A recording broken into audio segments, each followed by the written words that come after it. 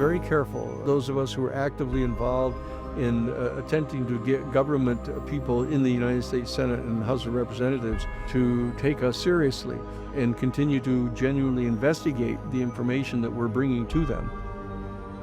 We want to back away from these kind of mythological conspiracy theories that are going on.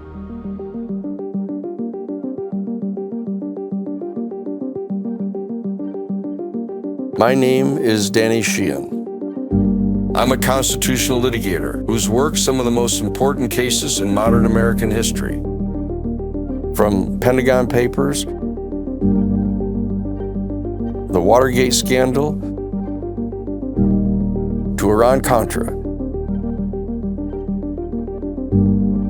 My legal career has led me now to this pivotal moment. As our human family confronts the implications of the existence here on our planet of extraterrestrial or extra-dimensional non-human species. I will be your guide as we dive into the profound philosophical, theological, and public policy questions pertaining to the UFO phenomenon, alien life, and the citizen movement for disclosure. This is the Full Disclosure Podcast, coming to you from the New Paradigm Institute on SpectraVision Radio.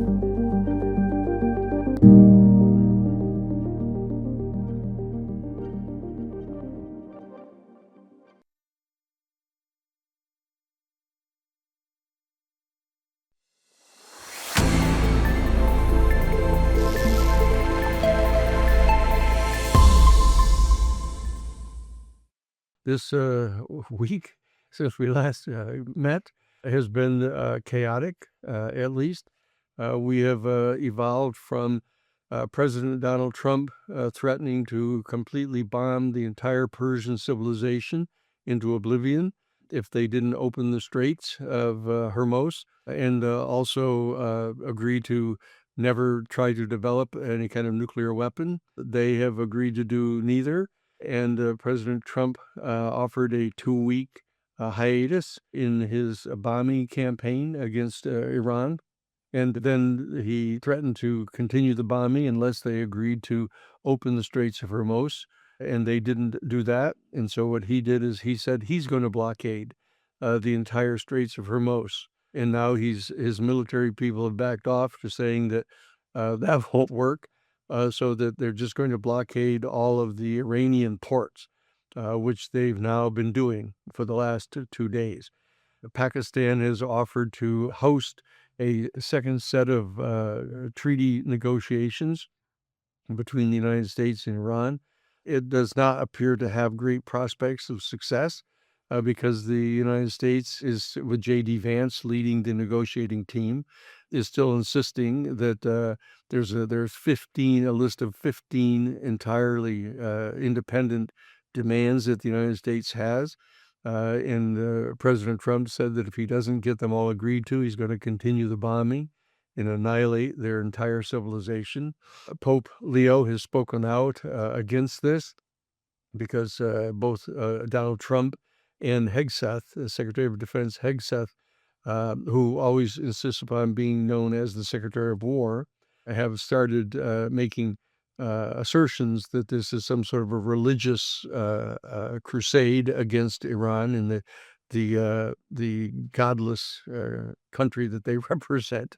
This is quite a bizarre situation. Leo has said that he has issued a statement saying that God does not answer the prayers of those who make war on others.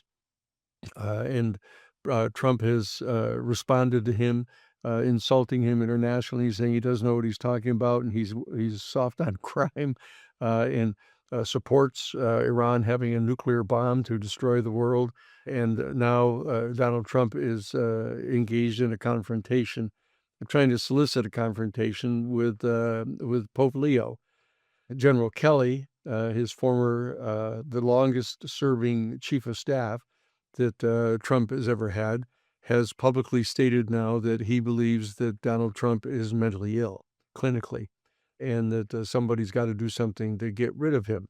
Israel is under Netanyahu is still engaged in massive bombing strikes into Lebanon against the Hezbollah, insisting that the Hezbollah is not covered by the ceasefire, the temporary ceasefire that's in place, trying to convene a second meeting between J.D. Vance and the negotiating team with the Iranian leadership. So that Israel is continuing the strikes into Lebanon and is apparently moving in now to try to occupy almost half of all of Lebanon, to turn it into a protectorate of the state of Israel. And the Israelis are still engaged in a major activity into the West Bank, destroying dozens and dozens and dozens of homes of people in the West Bank. And now Israel has destroyed several thousand homes in Lebanon, in southern Lebanon, attempting to move in to take control of that territory. This is generating massive instability in the global economy. But for some reason, the United States stock market seems to be doing extremely well. J.P. Morgan and Citibank have now logged their best profits in years, and gold is now continuing to go through the ceiling. Oil prices are going up. It's now it's over $220 a barrel for oil. The price of gas in the United States is now continuing to go up. So the oil corporations are making billions of dollars more profit as the world suffers. Russia continues its drone attacks against the civilian population in the Ukraine. There's no indication that President Putin in Russia is engaging in any type of good faith peace discussions with the Ukraine. He has still postulated his demand that he gets complete control of the eastern portion of the Ukraine as a condition for him to even come to the table to have negotiations with them about ceasing his bombing. NASA has Artemis 2 has returned safely to the Earth in the midst of all of this, with the astronauts proclaiming vociferously how united the whole Earth looks from the other side of the moon, in soliciting people to treat each other like their team, their crew, all treated each other with respect and cooperation, while wars rage across all of Europe and the Middle East. And climate change continues unabated, with records being set all through the United States and in Europe for maximum heat experiences. So all of these things are going on the international level. So we try to get the larger context in which the news of the UFO disclosure movement is taking place. There's an announcement that's just been made now that Mike Rounds, the Republican senator from South Dakota, who was one of the co-sponsors of the 2003 UAP Disclosure Act, along with Senator Schumer from New York, has announced that he's going to be having an event in June. But he was interviewed by Blake Trolley on his podcast on April 8th, this past week. And I must say, was thoroughly unimpressive in his responses to questions put to him about the status of the disclosure process. Mike Rounds led by, when he was asked about what the status of the disclosure process is, led with his emphasis that there was an important need to protect U.S. methods by means of which we were able to photograph these UFOs. We had to be careful not to publicly reveal any of the better quality videos and photographs to the world, because it would disclose to the Russians and the Chinese, he thought, the means by which we were securing these photographs. And so what he said is what he has now kind of backed down to, just asking for us to take steps to collect and all keep in one place to safeguard all of the data that exists inside the executive branch, not making any demand at all that it be turned over even to members of Congress, much less to the public, saying that what he's just asking for now is that all of this data be collected and preserved so that it won't get lost, he said. So possibly some future president in the future might decide to release some of this information to the public. that was Mike Rounds, and then he moved immediately to pointing out that we don't know what any of this stuff is, and pointed out that it might well be Chinese, as far as he knows, or it might be some super secret program technology that's been developed by the United States. He was basically repeating this Wall Street Journal article of suggesting, as did Sean Kirkpatrick, the former head of the Aero Office, the All Domain Anomalous Resolution Office, had suggested that, well, maybe this is just some super secret program that the United States government has developed to be able to, travel at over 40,000 miles an hour inside the atmosphere without any kind of adverse effect on the vehicles, and can, move from 80,000 feet down to the surface of the ocean and dive under the ocean with no splash, and continue under the ocean at over 200 miles an hour, uh, all of which takes place in 7/10 of 1 second, which would actually be generating enough energy to surpass the total amount of energy that can be generated by all 103 private nuclear power plants in the United States over the course of a full year. And Hegseth, the Secretary of War, that he likes to be called, is still asserting that he has done nothing whatsoever to try to gather any of this stuff together. It's not on his bingo card at all, because the fact is that President Trump has not issued any executive order or any other official order to him to start even gathering together this information. Uh, and J.D. Vance still continues to insist that he has received no directive to participate in any way in reviewing any of this information. So basically, nothing's going on at all with regard to them. And so a lengthy interview was undertaken now by Matt Laszlo of Tim Burchett, who is one of the major vocal critics of the lack of disclosure. And he is saying that Tim Burchett is very dubious that we're going to get any kind of disclosure in the immediate future unless people all rally and start demanding that this be done.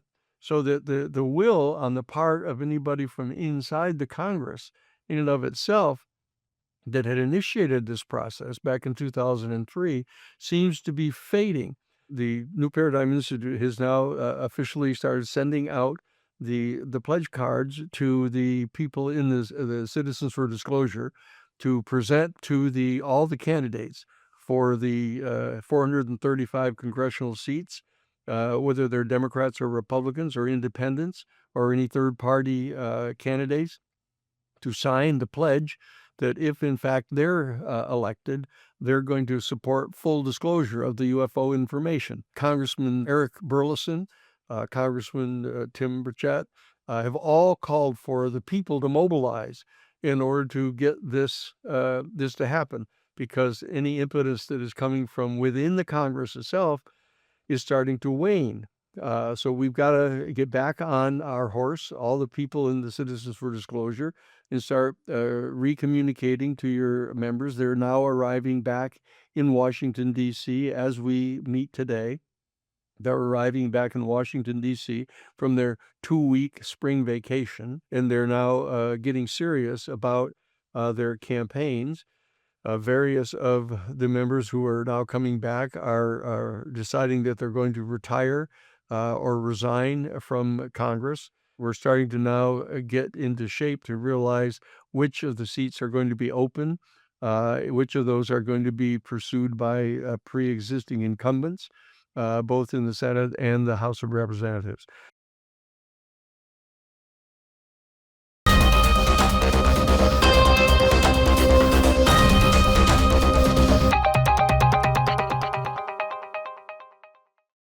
There's this continuing puzzling story about General William McCasland, the commander commanding general overseeing all of the UFO reverse engineering programs and the retrieval programs at the Wright-Patterson Air Force Base out in Ohio, and the commander of all of the waived, unacknowledged special access programs in the United States Pentagon, the black programs, if you will. They were working on the UFO technology. His disappearance is still, there hasn't been a single trace of him turned up, with FBI involved in the investigation now, major manhunts going on for him anywhere. And one of the problems starting to arise now and is becoming part of the news is this speculation that's going on now about what's happened to him on the part of people in the UFO community, and they're starting to try to link together disappearances or deaths of various people who are involved in the space program or advanced propulsion research everywhere. It appears that what's happened is people are just going onto AI, is what it looks like to me. And they're saying, look, can you find any disappearances or any deaths that have occurred that haven't been fully explained by anybody that's involved in anything having to do with high propulsion research or nuclear weapons technologies or the space program, who have disappeared or been killed or died without full explanation, and that they're starting to throw this around now. Of say they've got a list of there are people they're putting out things such as this, uh, with all kinds of alleged matrices of like dozen people who are all missing and unaccounted for here. This is I've taken the time and our staff to look into these individual stories, in that with the exception of just the McCasland disappearance and the single disappearance of the Monica Jacinto Risa, only one other person besides General McCasland as any kind of genuine mystery about their disappearance. That people, Frank Maywald, who was a NASA-affiliated scientist, uh, he disappeared 2 years ago, in July of 2024. He died simply because there was no cause of death set forth in his obituary, and there was no autopsy performed on his body. Autopsies are performed on people's bodies usually only when there's any suspicious circumstance surrounding his death. There was no such mysterious circumstance around his death, and all that he was involved in is he was working on tools, particular types of technologies that are being used to look for signs of life in the various exoplanets, and even with regard to a couple of the moons inside our solar system, the Jupiter moon, the famous moon Europa, and the moon of Saturn, and Enceladus. That's all these are. He was working on some tools to look for any kind of signs of life on these exoplanets. No connection whatsoever to General McCasland or any of the operations having to do with UFOs at all. Carl Grillman. This is a fellow at Caltech that he was working on infrared telescopes. He died in February of 2026. He was killed, actually. He was shot, found dead, shot outside his home. The fact of the matter is, there's a person that's been taken into custody already, a 29-year-old guy by the name of Freddie Snyder, who was a local burglar and carjacker, who was actually reported on the property of this guy, Carl Grillman, earlier in December of 2025, who was trespassing on his property. He's been arrested and charged with the killing. An investigation of Freddie Snyder shows absolutely no connections, any kind of connections of any kind, to any intelligence agency or clandestine operation. He's a known carjacker, you know?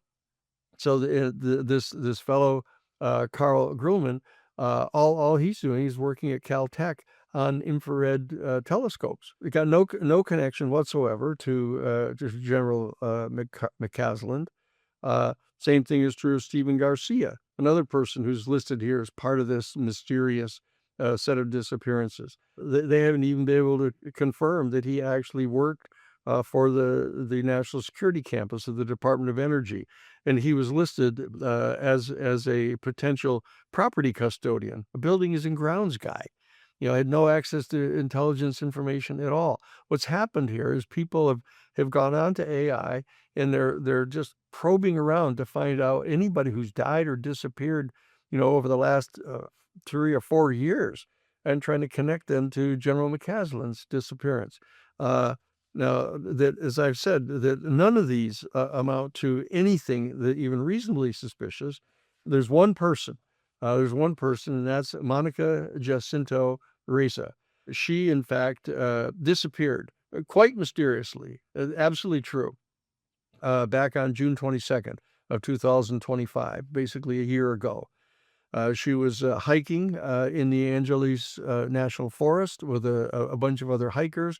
They had seen her. She was no less than 60 yards behind them, all hiking on a mountain trail.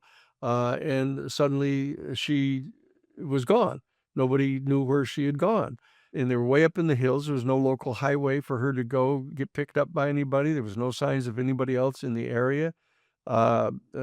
She had disappeared, and they brought in helicopters and drones and search dogs and ground teams, and there's no sign of her at all.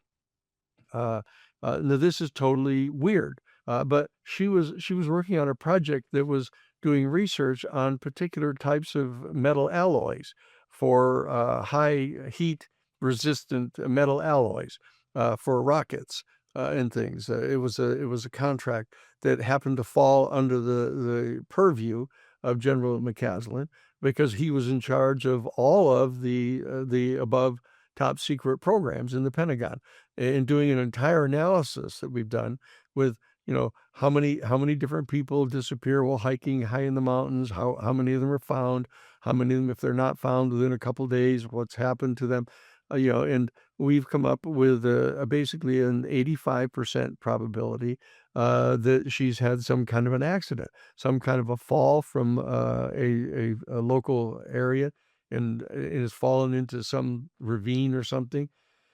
But that is suspicious, right? Well, in that, but a two mysterious disappearances, one very specifically tied to a high mountain hiking expedition, and linking that just because she's has a contract that is overseen in the black programs, not having anything to do with UFOs, with McCasland, is a two incidents don't make a pattern. It would behoove the people in the UFO community to refrain from this type of reckless and careless kind of efforts to fabricate patterns, mysterious patterns of people disappearing who might be involved in UFO research. People making these kind of reckless connections between unrelated or barely tangentially related information into some sort of a sinister pattern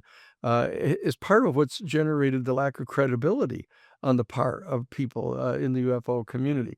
Now that's over and above the active program that we all know about that's been undertaken by the CIA and by the Defense Department, special operations people, to discredit everybody in the UFO community. There have been specific hoaxes that have been portrayed. We know, for example, Dr. Jonathan Reed back in the late 1990s. Our institute was personally involved in investigating this guy. I did so on behalf of Dr. Mack because John Mack wanted to know if there was any credibility to what he was saying, that was going to be interested in interviewing him. And we conducted an investigation and proved beyond any doubt whatsoever that Jonathan Reed was a total fraud. He had just made up this really stupid story of him and his dog out walking in the woods and came upon a UFO on the ground, and the dog started barking at the UFO occupant and so Reed went in and attacked the UFO guy to protect his dog and killed him by hitting him with a stick that he found in the totally stupid story, the whole thing.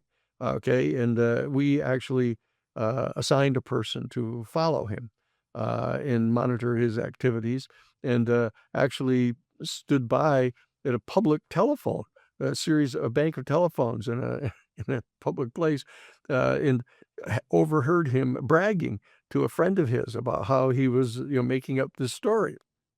Uh, and so we called him out among others, and he was exposed. Same thing is true of Corey Good. Corey Good in Wilcock, that went out of this big, long, spun out story about how Corey Good was part of the secret space program, had traveled to other galaxies and had, transcended time and had come back, had again gotten reversed his time travel to come back to this total unabrogated falsehoods, a disgrace, and threatened the credibility of people who were associated with them in any way, including the entire Gaia television program. So those things do happen. We root them out and expose those when they happen. But there's still this other fallacy that contributes to the lack of credibility in some circles with regard to the UFO phenomena, and that's this thing that we see happening now. This kind of putting two and two together and coming up with 22. Uh, in that this particular meme of scientists mysteriously disappearing, seriatim, and somehow being connected with some secret space program, perhaps somewhere. This is an old saw. This actually began back in 1962. There was a series that was on the BBC over in England called The Big Pull. In this program, they were periodically reporting the mysterious disappearance of different scientists that all had to do with space programs, in rocket flight, etc. And some people latched onto this thing, even though it was a total fiction of this BBC program, and started saying, "Oh, wow, I've heard about this thing. There's a set of reports going on over England about their scientists disappearing." It was a complete fictional series, okay? And people latched onto it because they wanted to kind of have something to believe in. Uh, and there was this other one that happened in 1965, Project Serpo. And Project Serpo was a full-blown fantasy narrative that was being presented as real, and they had documents being fabricated. They had narrative reports from mysterious sources about this, and the whole thing was the allegation that back in 1965 there had been a super secret program initiated that'd be under Lyndon Johnson, that they had set up a thing of exchanging a scientific team made up of a dozen different people who all went to this other planet called Serpo, which was one of the planets orbiting around Zeta Reticuli, and that they'd gone out there and spent 13 years there and then come back later. And this is totally untrue, but it was being presented as though it were true, that this young woman had allegedly been reached out to by a professor who had been part of this program, who felt compelled to tell about it. And it went on. I remember hearing it in between 2005 and 2007. All of a sudden, these reports were coming out, and people were rushing to believe in all this. It turns out that this was being flogged by Richard Doty. Richard Doty, this is another category. This is part of the active cover-up and duplicity on the part of the Defense Department and the Central Intelligence Agency. Richard Doty finally publicly admitted he was caught and called out for being a disinformation specialist working on behalf of the United States executive branch to try to deceive people. And he's one that was flogging this particular mythology about this group of scientists systematically disappearing and becoming part of the secret team that was then flown to this planet Serpo. So this is a meme that exists in the UFO community from both this big poll back in 1962 in the BBC, and this later one that became public around 2005. And it's just a repeated meme that's gone on. And what's happening here is people have latched onto this in connection with the real, very, very genuinely mysterious disappearance of General McCasland and his very real connection to the UFO retrieval and reverse engineering program. And it's a cause for serious concern all across the board, from whatever perspective you want to look at it from. Here's the bottom line.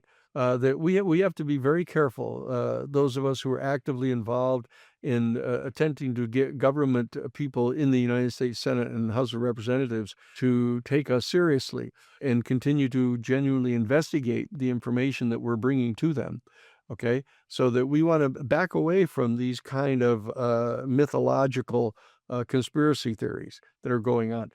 That's the reason the New Paradigm Institute exists, to be able to sort through these various stories and to investigate them and bring you the kind of accurate information about them.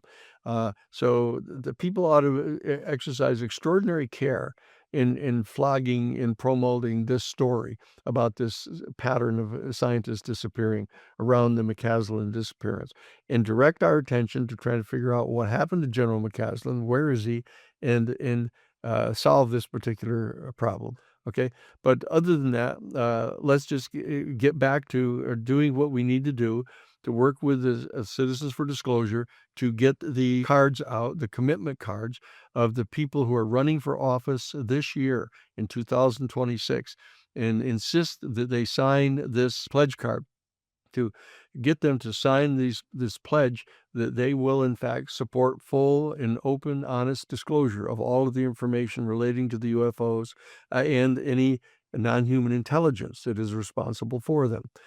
So that's the call that goes out to you once again here. My name's Dan Sheehan. I'll see you next week. To join the citizen movement for disclosure, visit newparadigminstitute.org/take action.